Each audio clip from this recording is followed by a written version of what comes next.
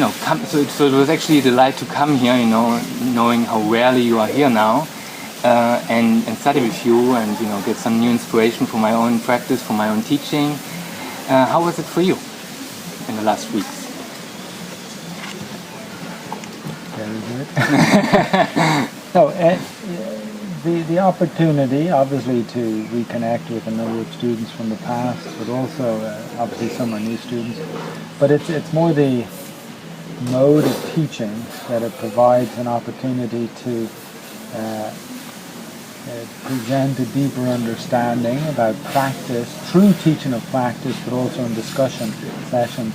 And some of that understanding, it gets refined as one studies slightly different subjects that merge on this. That's aspects from science on the medical side and on the physiological side and neuroscience side. And then there's when those can sort of answer a few things, tell us a few things, then what you're practicing, etc., also comes to life a little bit more. And obviously, I'm on that journey, that path. So then when you're there with people that are obviously interested, keen, eager practitioners, students, and that we've known, like yourself for a number of years, and others maybe less, or some others more. But then it's a real opportunity to work through material. Especially when you go with questions from people, and it kind of like digs things out. So obviously for me, as a teacher and as somebody who thinks on this stuff, I couldn't ask for a better opportunity. And it's in a perfect location. Anyway, by the beach, you know what I mean? Yeah. So yeah. Yeah, it definitely is a beautiful place, and there's a kind of healing power, by dedicating some time to studying, but of course also having some relaxation, diving deep into those practices. And exactly what you said now, I found also very interesting, having been practicing with you for a couple of years, seeing the kind of evolution. Obviously you have a consistent practice over so many years, and by the way, how is that going? Like, how can you manage that? But also, seeing how that reflects into the teaching, how it's not always the same, but it's always a new way of teaching, not completely new, but it's getting refined, it's getting new aspects are getting some light on it. Updated, like the software on your phone, it's updated. Yeah. But the interesting aspect that I'm asking myself, and there are two big fears and challenges for young yoga teachers. On the one hand, they have the fear of not being ready, not knowing enough. They may attend a retreat here or study with some other senior teacher and think, oh my God, I don't know anything. I don't know enough. But seeing how you evolved only in the last 5, 6, 7 years, and you have been already on that path for 20 years. What's your advice for young yoga teachers who just start off maybe and feel the inspiration but don't feel ready? Well, this is an issue in all fields. Like, let's take me in the academic field, others that are in their 20s or 30s doing PhDs, and you have to teach undergraduates, like maybe it's a science subject or it's this, whatever it is, and who is really ready, who really knows. There's even a joke amongst seasoned professors that how could I have read the book yet? I haven't even taught the course. You know what I mean? So it's almost like, in most teaching environments, you're kind of thrown in, and have to put it together. So where I feel that yoga has kind of gone astray, or it's kind of gone, like it's lost some of its impact force, or more like spread, is that if we start teaching ahead of ourselves, right? So this comes back to the advice to the younger teacher. It's like, if you plague yourself with, I don't know enough, I'm not ready, right? But ready for what? Ready for the level of some senior teacher? It all takes time. Or that, to make up for my feeling of not knowing enough, I'll pick up bits of these, from different little workshops and push it into my class because that's what people want. Yeah. Cool, exciting. So those are two blunders, and I don't think that either are healthy. One is sort of a lack of confidence, one is a band-aid on that. When really you come back and you say, oh, well, look, a teacher, whether they're new or 50 years in it, should be a practitioner. We're always learning, we're growing, we're shifting, okay? So that's what you were just describing, continues with me. The development, it's all part of evolution, it's part of this is material that is organic, it lives, it grows, our understanding of it has to grow deeper with it, and that can influence others that are maybe newer, growing on the path too, as opposed to, hey, I got it sorted out after 15, 20 years, boom. That's the end of a teacher, that's the end of growth, that's the end of a student. So to a younger teacher or a newer teacher, regardless of how young or old they are, it's more about, well, look, I practice. I've learned about some of these asanas and the theory around it. I've practiced teaching it. That's the level I'm going to go out and do, and that's good for general yoga classes. For me, be able to sit here and discuss the depth of asana with pranayama, the fusion of science, physiology, etc. That has taken maybe 20 years, and it requires the interest and immersion in it. So, I say that to myself. I never jump ahead of myself, so to speak. Keep a watch on. And this mudra, this thing is the student's mudra, jnana mudra, and it does say, how much do I know? As opposed to just zero, but I know very little. Partly because that little gets defined and developed further through experience. So I know eventually through experience. So the newer teacher can only grow by teaching a simple class, continuing that, getting more in it, and you have to keep up study, keep up practice. So just like we'll meet over years, it's a process of continual development. And that's the relationship I have with my own teacher. Because it's one of the obstacles in the Yoga Sutras, but it's also one of the biggest shame, perhaps, of any teacher, not just in the yoga field, but it happens in other fields too, of kind of saying, okay, well, I know enough, I've done enough, and I'm fine here, Then it kind of ends for Also the inspiration goes away. You just keep repeating yourself instead of fueling yourself again and again through the practice that you did that day. And like what you were just, the little extra question you inserted earlier, how do you keep that going anyway? Well, it's kind of a relationship. Not that we can keep all relationships going, but this relationship is with ourselves, right? We're stuck with ourselves. And ourselves through practice, etc. And sometimes we do want to run away from that. I've had enough of this. There's something else. And we're just kind of jumping around without connecting to ourselves. So I of course I'm deep in yoga. I love the practice. The way of doing it is what kind of modifies and matures as time goes by and age creeps up. But the love, the connection, the sincerity, the interest comes because it's like feeling it.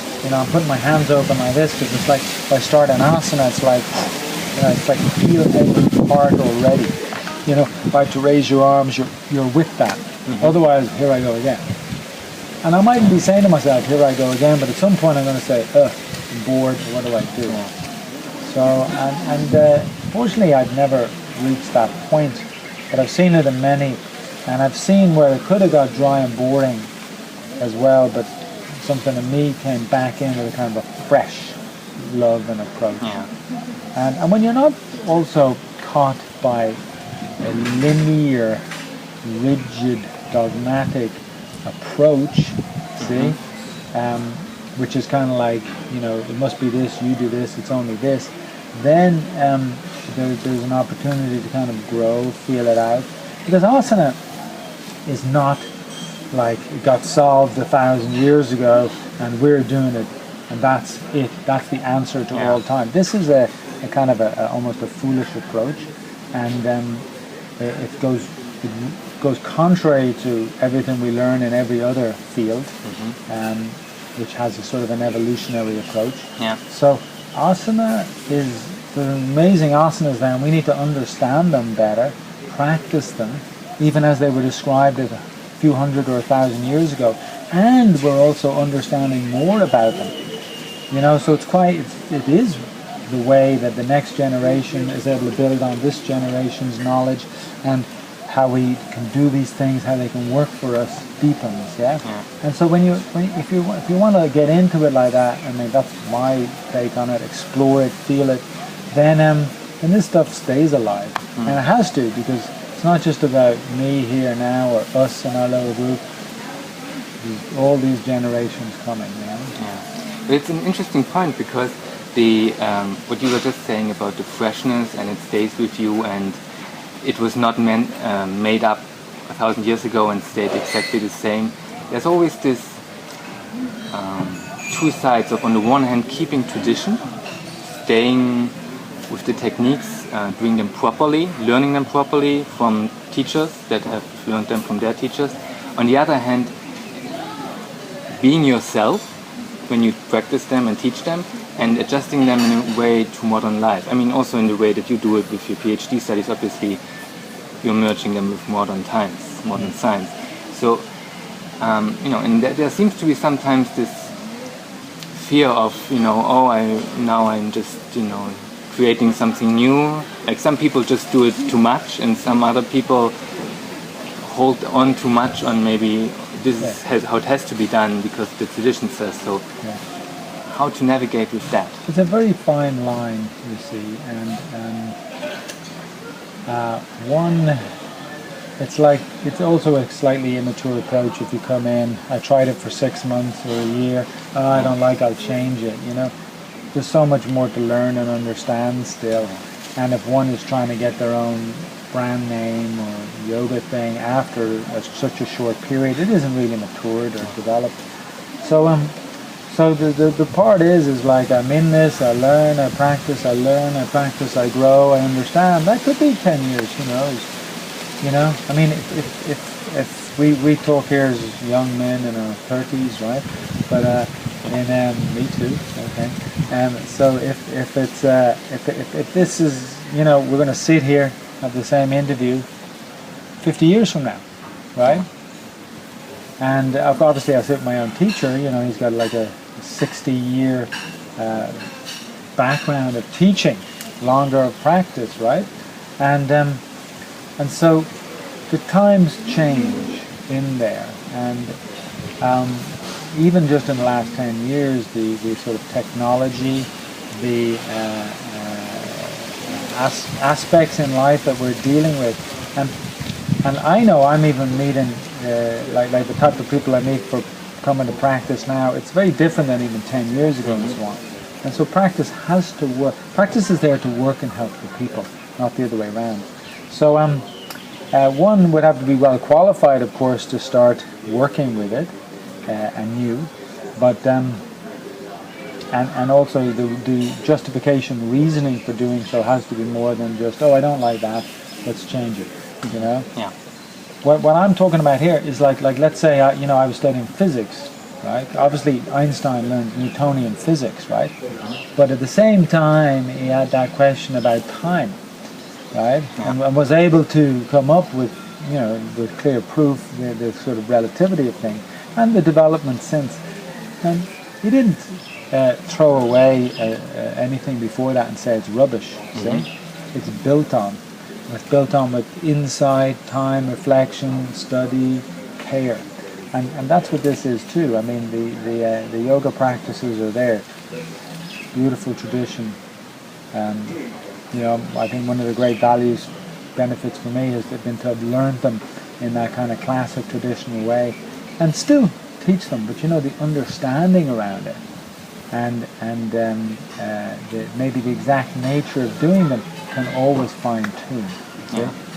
It's different if you come in and I've just come up with a new kind of breath game, you know, something like that, or like, you know, let's stick your foot here and see what happens. Those are kind of careless and a little dangerous, but you know, we've been doing this for so long, and I'm looking at it, you know, and there are deeper insights, and some of this now is almost like showing up, see? So I discussed that, say, with my teacher, and, you know, some things I might come up with and we talk about, because I want to make sure, one, it's clear, and plus there's so much in the tradition that especially, like, one teacher might only get one bit of it, or only parts of it have been explored or taught.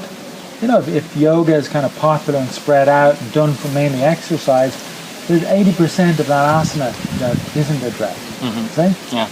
So there's so much to still get into, still explore, without throwing away tradition, without getting caught up in. Often it's more me, my name for something new. So it's more like I believe in this, and I kind of, you know, I'm here to help it, teach it, hopefully contribute to it as time goes on. Yes. Very good. Very good. So kind of stay on your own path, value the tradition, and try to contribute. Serve, contribute into the tradition, and don't let it die, but develop it. Because anything that's static, yeah, you know, becomes stagnant, yeah, and it easily becomes dogma. yeah. Now you don't know why you're doing things, you see? Yeah. So if I go to either the key of Buddhist teaching, but it's also in the first sutra of the Yoga Sutra, Hatha Yoga Anushasanam, right? Anushasanam is basically saying, you know, we could give you the shasanam, we could give you the kind of layout, the rules of this, the regulation, etc., the doctrine, but really Anushasanam is you have to discover it, experience it inside. Okay? So there might be, you know, this effect, this state of consciousness and so on. Great. You know, don't treat people like that, be kind, don't hurt them and so on, all those things. But ultimately that has to be embodied, lived through, and that way it's experienced. So what we're doing is something that is alive, see, and it's alive with people. What good is my little commandment box or rules or dogma or doctrine if it just totally, you know, doesn't reach the people, doesn't do anything separate? So it has to be worked through. And so so definitely contribution. So we have to put it into our lives, which brings me to a good point. You know, looking at your life as far as I know it, you know, you probably at the beginning there was practice, and then there was a lot of time spent in India practicing more and more, spent with your teachers, and then you came up with this idea of this beautiful place here. Have been teaching here for a long time, and then now the PhD studies, obviously family came along the way, and you know, for me, always the question, like yoga teachers should have intentionally choose their lifestyle so that they can keep the practice consistent, so that they can kind of live it on and off the mat. And so how intentional were your choices along the way? Did it just happen and you kind of said, okay, well, you know, life is pushing me in this way, so I will do it? Or did you kind of say, okay, now I have family, I intentionally adjust my lifestyle in this way. Now I'm having this place, I intentionally shift things. And how important is that for, again, the young yoga teacher that is just starting off? Well, you know, when I started teaching yoga, I'd had a few other experiences and business experience and other stuff before, and other academic stuff before that. And so, having tried all that, and I even had like what I call a disaster in it, it was clear to me, well, you know, yoga is all that seems to make sense and what I'm interested in. Because I didn't graduate university as a young man, younger than now, with an idea, now I'll become a yoga teacher, you know, something that kind of, especially not 20 years ago, you know. So as it kind of got brought up, and so I when I stepped into that, I was happy to embrace it. See, it wasn't just another, you know, that's a nice thing to do, or you know, I'm tired of this other thing. It was sort of like, in a way, for me, it was like the only path. I mean, admittedly, I was living in New York City, acting and yoga, because, you know, I said, well, you know, if there's something in your heart, if there's a dream, live it. And mid-20s, you know, you can do that. And but then something inside, after a couple of years of that, it was just like, well, you know, I'm kind of got a foot in both areas. Yoga's about my own development. That's where the real work needs to be. So, you know, again, it was like another step forward, another decision, responding to something inside. You know, this I want to take on with both hands. And of course, there was no guarantee that I could live or earn or anything from it.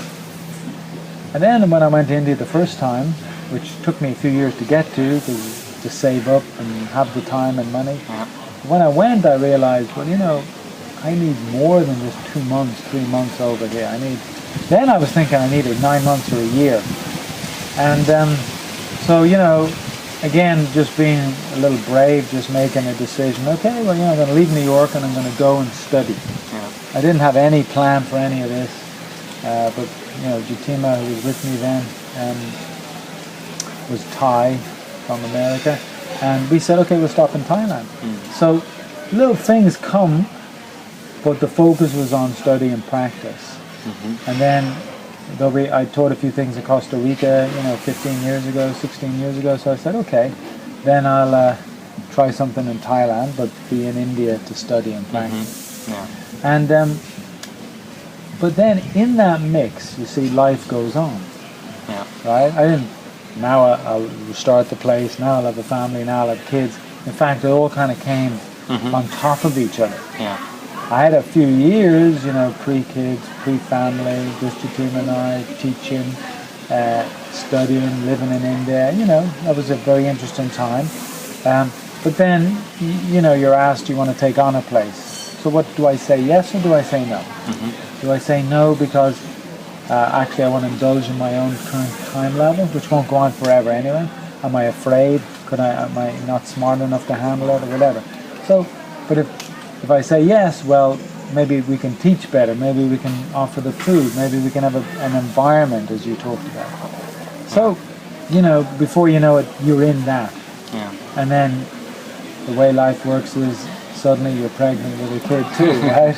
Right. And so then my promise to myself was, well, I stick to and keep with practice, but obviously now it has to adapt to the running of a place, as well as teaching, as well as being daddy, you know. And so that it's kind of like working within that you respond to, and in a way it lifts your practice. Yeah. Because there's more.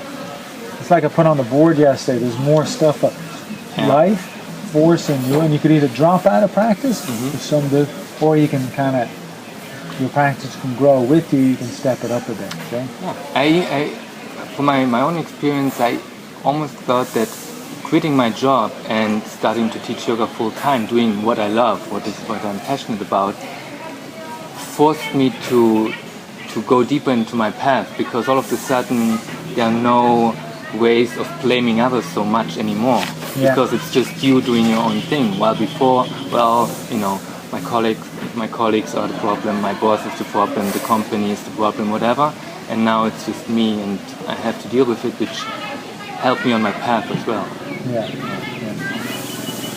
Yeah, I mean, if, like my teacher often says this, you know, the key quality for a student, you know, teacher is still a student, for a student is sincerity. And what does sincerity mean? It means I really mean it. I'm really, you know, in it, do it, right? Yeah. So someone that sort of practices, you know, to go in and mean this and try to understand it and feel it, that's sincerity. Yeah. And that's what you want in relationships, you know, interactions with people, and here with ourselves. So, you know, I was happy practicing, just me and a partner doing our thing. Then, okay, I'm practicing, but I have a new place. Okay, there's a bit more in the mix. I'm practicing, I have a new place and a kid. Oh, there's more in the mix. And it doesn't end there, you know. It's like you have to adapt to what's coming. But within that, you can, I mean, I also got very deep in practice in that time as well, and things could grow. You know, it's not that you abandon, like back to your earlier question, not that you abandon a social life or other things, give up this or that, but rather, you know, your priorities have to rearrange. I got a child, you know, I reprioritize. I have to be up, to be on my practice, to be with students at 6 or 7 a.m. And be around for the child and be around for the staff or people. So it's if you don't step it up, reprioritize, then you know what happens. It just all falls apart. And so in a way, you know, running something well is part of yoga.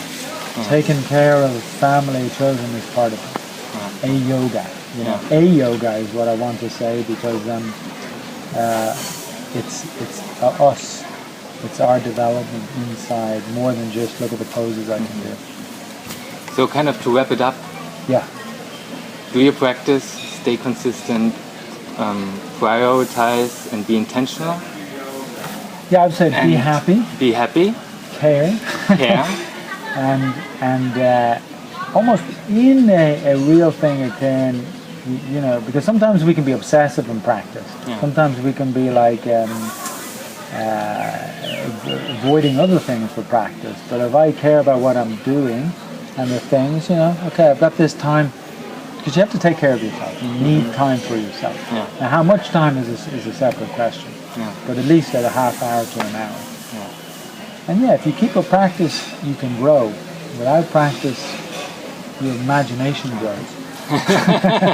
That's a good point. Yeah. And that's, I think, a good way to finish it. Maybe one more thing. How can people find you? Some contact I will include in the video description. It's impossible to find me. I am hidden. Okay, so No, just obviously I'm in Thailand some of the time. I mean, you have the website. You can put it up there. I will. But I devote a certain amount of time to study, sort of being, you could say, removed. Yeah. But I teach a couple of things in Europe, most of the things in Thailand, a few other places, you know. So, and you know, as the academic studies come together in the next couple of years, it's sort of an integration, and you could say my own time opens out again with interest in teaching and interest in other projects. So for now, it's mainly Thailand, Koh Samui, right here. In this beautiful place. Yeah. Well, thank you, Paul. Okay, thanks, Tom. Pleasure. All right. Thank you.